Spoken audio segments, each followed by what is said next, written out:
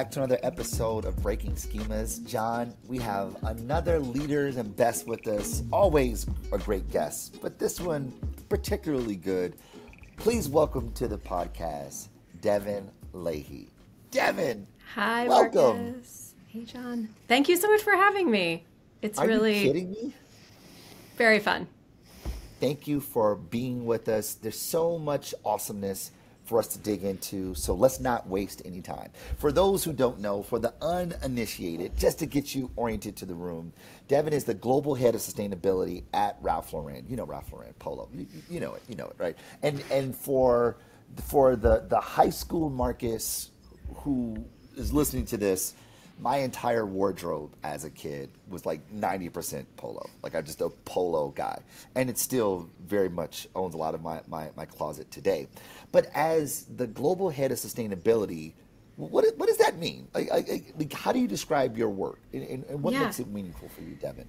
Yeah, great. Happy to jump in on that. I think also just to say that I similarly in high school, middle school was a big polo kid. And I don't think I ever thought that I would have this kind of a role at that brand. You would not have not gotten that idea, that sort of from me when I was young.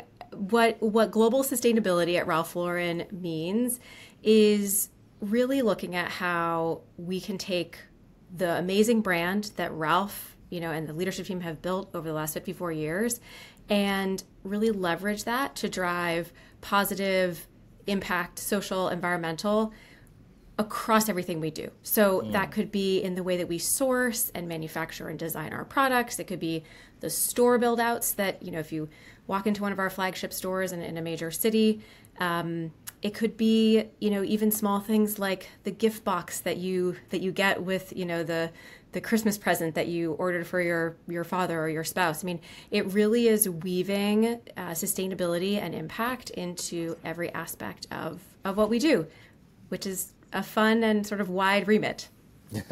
And so why has this become a focal point of Ralph Lauren? Why is this important? Yeah. So I think it's been, like many brands will say, it's been important. It's been there. Quality, timelessness, authenticity are all foundings or principles and values of the company.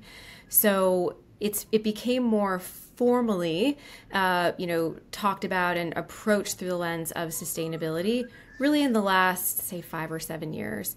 And some of that's really due to the changing context of our industry, of whether that's what we're seeing from our competitors, consumers, all our wholesale partners, also the regulatory environment and employees. So there's really a wide set of stakeholders and interests that kind of push this to become more formalized and more intentionally integrated. And I guess I'd be remiss if I didn't mention it came really from our leadership and from Ralph. I'm the first person in this role, so I've been in this role for just shy of 5 years. And it was really their vision, to say we've been doing this in different ways. We've been driving integration. How do we make it a more drive more impact and like more integration into the brand, and created this function. So I think it says a lot that the organization intentionally made steps to get here, to prioritize this in a very intentional way. You've been in the role just shy of 5 years, which means that you've been here way before that. So how did you get into this space of sustainability? Like before it became a thing, you're like a trendsetter. Like you are a disruptor, one would say. How did you get here? We don't. Yeah. I mean, it was, it's like you never feel that when you're in it.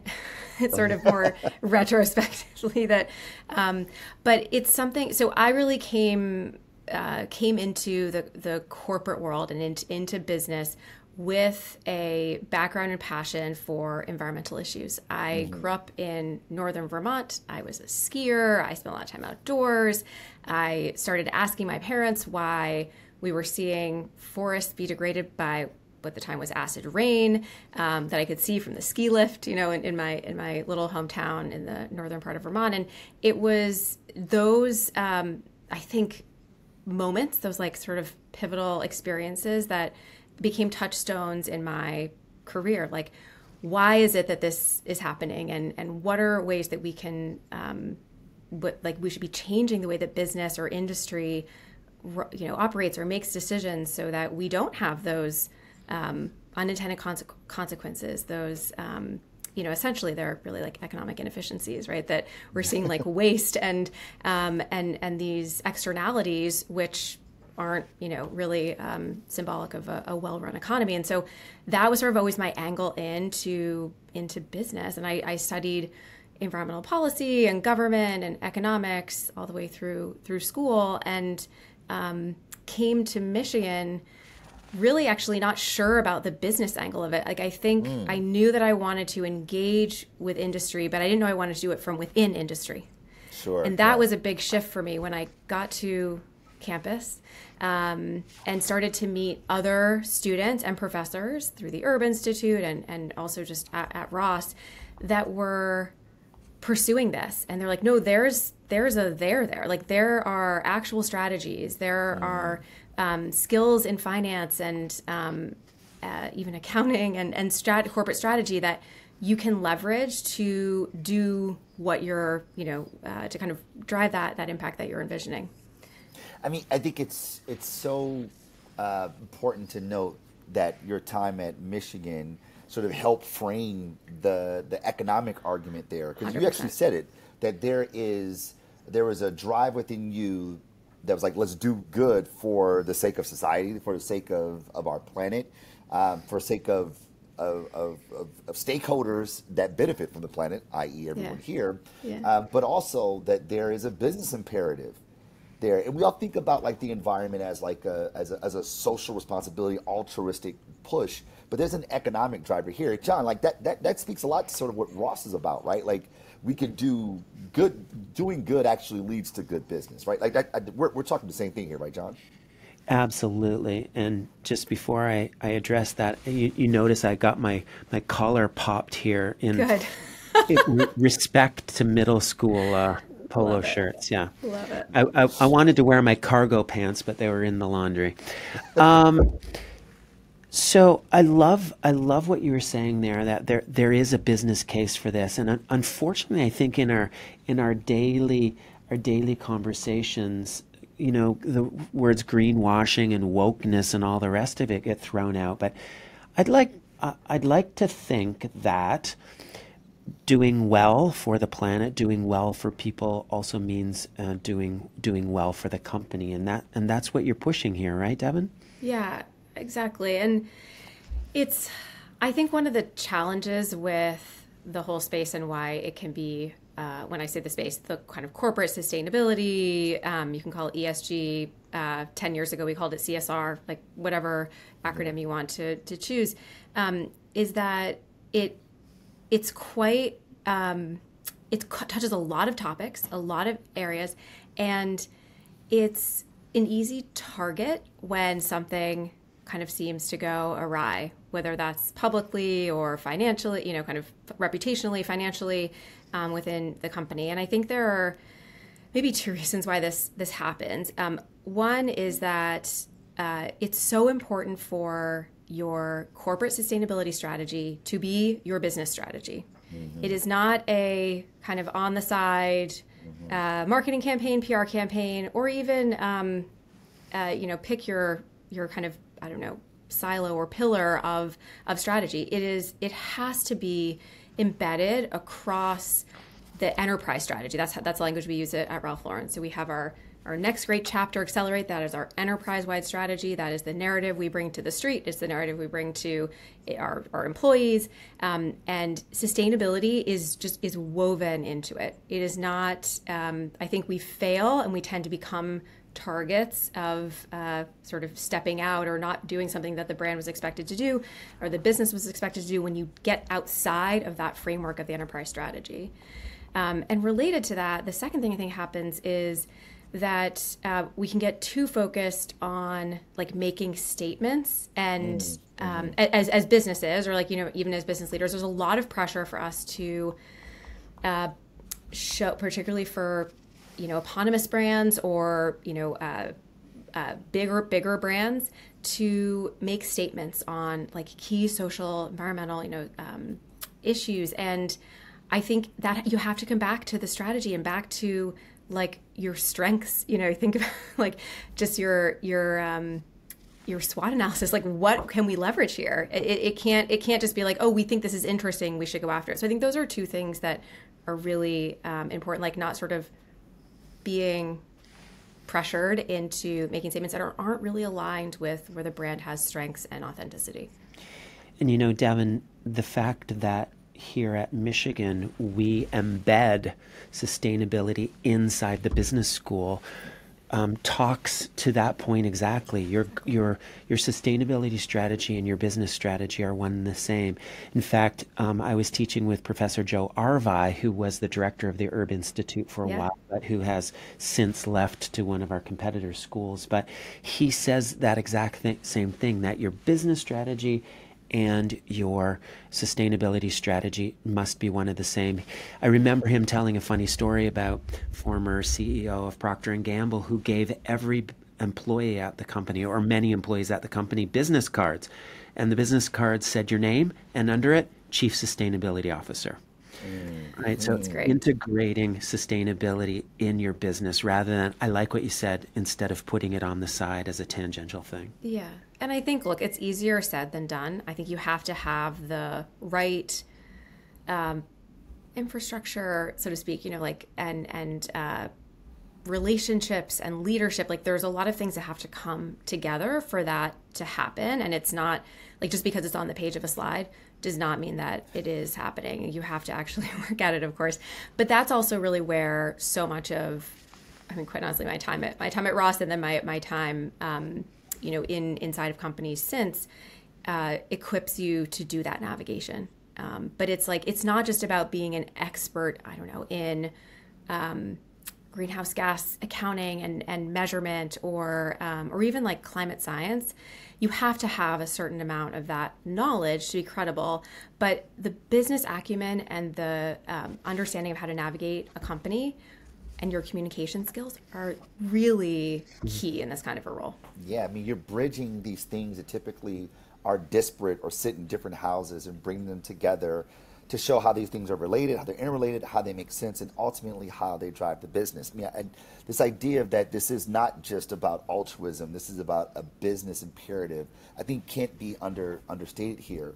And as we think about like some of the regulatory challenges that that the fashion industry is facing, especially more like fast fashion, but in particular the industry kind of writ large, what the expectations are of consumers with the companies from which they consume, and what the competition where they're pointing their sales.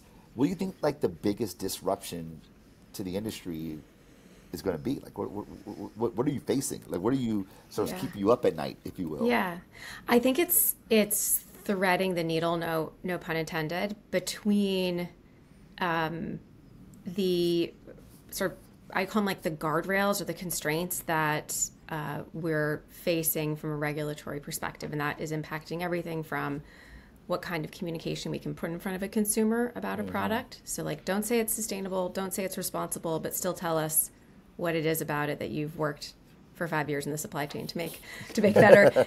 Like that's a real, like, those are just being able to navigate both like what the consumer wants to know, or what even our investors want to know, and balancing that with, as our disclosures of environmental and social data become very looked at the same way as our financial disclosures, there's a real, we have to be very mindful of how we communicate our impact, what numbers we use, what, KPIs. And so it's, I think, just this like balancing of the, within the guardrails, like how we still meet and deliver or exceed our stakeholders' expectations, and continue to find ways that this work creates value. So like whether that's risk mitigation, improving license to operate, improving efficiency, enhancing brand value, we're just getting, I think the thing that keeps me up at night is just like that path, that aperture is like getting tighter. Yeah. And I think we're seeing really interesting innovation and creativity that is helping, that's kind of stepping in to give us some good solutions along the way. But that's what's keeping me up. What I find fascinating about you and your work, Devon, is that, and I think this is going to be good for people listening, especially people who are early in their career, trying to figure out like what they want to be, what they want to do, is that you had already sort of identified what you were excited about at a very young age, and you just found these ways of adding more components to your skill set, such that when the right opportunity presented itself, that you had already developed all the things to do it well. Like again, you've been in this role for 5 years, but you've been thinking about this since you were, a teenager, since you were a kid. And I find it to be really, really powerful. This idea of marrying the things that we're passionate about, i.e., things we're willing to suffer for, with an acumen of business skills, like i.e., being able to communicate, understanding the science of it all, and tying those things together to your point, thread a very, very, very fine needle that makes you uniquely situated to be at the company that you're in, doing the work that you're doing. I think to me, I think it's a fascinating thing, and hopefully, I think it's inspiring for students who are trying to figure out their way as well. Yeah, it is. I do often reference like timing, and I don't want to call it luck, but timing. And if I had been trying to pursue this, I don't know, 10 years earlier than I was, it would have looked very different. I think about the Herbers or the Kempers, as it was called before, Herb, who there wasn't that path that I am sitting in now. And so I mean, to say that maybe I have the privilege of being somewhere where it's incredibly fulfilling from both a kind of intellectual and like business and impact perspective. It just would have looked really different, if different place, different time.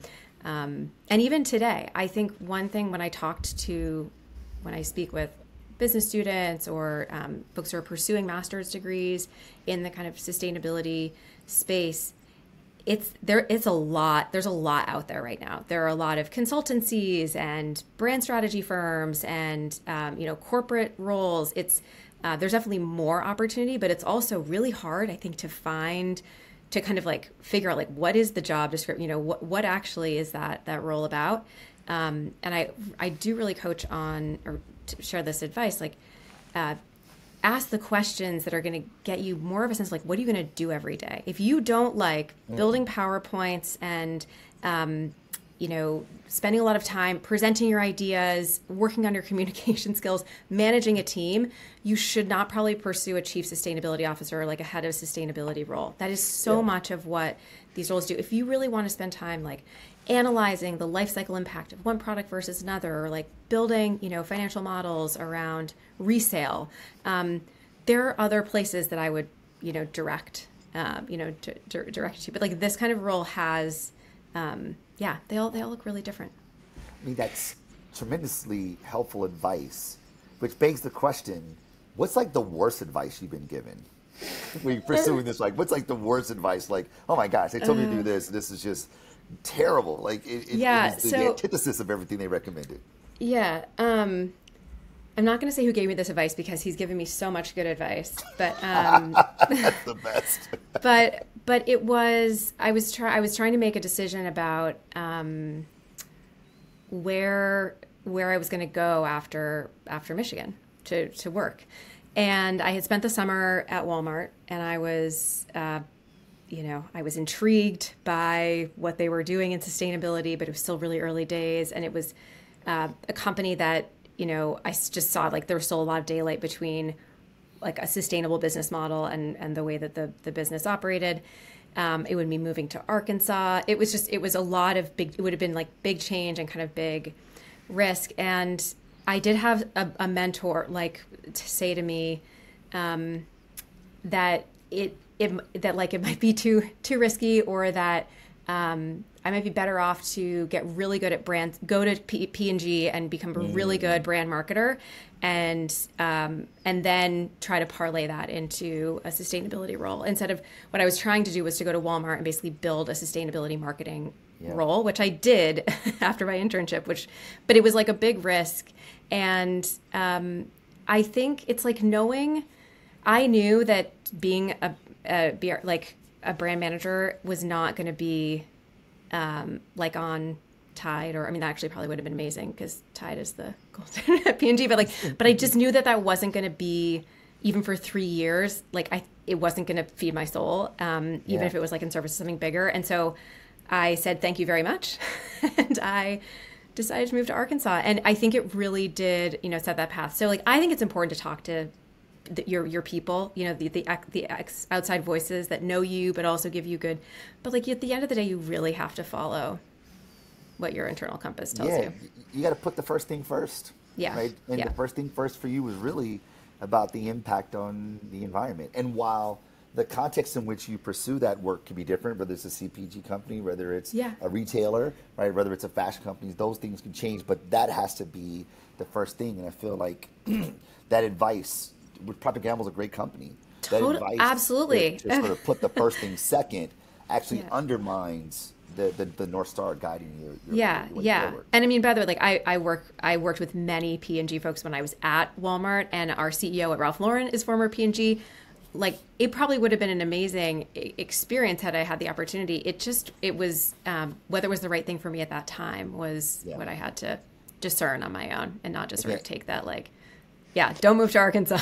I'm so glad. I'm so glad I did. So right. I mean, so John, as we sort of wrap up here, what's coming to mind to me is this idea of a North Star being sort of not only the thing that guides you, but also be a way by which you disrupt your career and also disrupt the category, how these businesses function based on a way they see the world. I mean, Devon talked about the leadership from Ralph all the way down said that we want to prioritize this because they cared about it. They care about doing good, and that becomes a business advantage for them. Do you see it the same way? Do you see that? Talk to me, John. It's funny you say that because that is exactly what was popping into mind. We can call it your conviction. We can call it your North Star. We can dredge up our friend Simon Sinek here. What it reminds me of, though, Marcus and Devon, is this newish model which I've been using when advising students. It's called the Ikigai model. Ikigai. Some of you out there might know it. It's Ikigai, which means reason for being. It's a Japanese idea. And it involves 4 things. What do I love? What am I good at? What does the world need? And what can I be paid for? And what's interesting is Devon never used any of those terms when she was talking, but she actually touched on all of them, right? What do I love? Early days skiing in northern Vermont, I love the environment. What am I good at? You've developed a skill set, undergrad studies and then postgrad here at Michigan. What the world needs. You mentioned timing, and you said timing because it was the right time for you, but you could argue that the world just didn't need it yet, or did not perceive that it needed it, and the timing later was right for it. And then what can you be paid for? I'm hoping they're paying you to do this work. Yeah, it's not volunteer. Okay. You never know. I would get paid in wardrobe, though. I would actually take fair enough. Yeah, but I would say that you are a spokesperson for the Ikigai model. And I encourage everybody out there to check it out. Your goal is to find that sweet spot, that confluence on the Venn diagram between those 4 things. What do I love? What am I good at? What does the world need? And what can I be paid for? Dev, does that feel true for you? Yes, absolutely. And sweet spot is more the language that I've used, and I've not spoken as eloquently about those 4 areas, but that is what I feel like I've been constantly trying to strive for. And also, it's not like it happens and then it's that you get it and then you don't maintain it, because continuing to be what the world needs, like that relevancy changes, it's dynamic, right? And what you need to be good at changes. And so I think that's something that is continuous. Yeah, it's not, I guess just to say it's not like, oh, once you found it, you're done. You sort of have found, you've unlocked it. It's so well said. Devon, thank you so much for blessing us with your brilliance, for providing perspective that many of us don't have, and hopefully inspiring us to find our own Ikigai so that we're able to operate within our sweet spot. Really appreciate you. Thank you so much. Really pleasure to chat with both of you, and I'll be taking back the Ikigai model in that language, John. Thank you. Thank you, Devon. It's great to see you. Take care of yourself. Bye, everybody. Bye. Take care. Go Blue.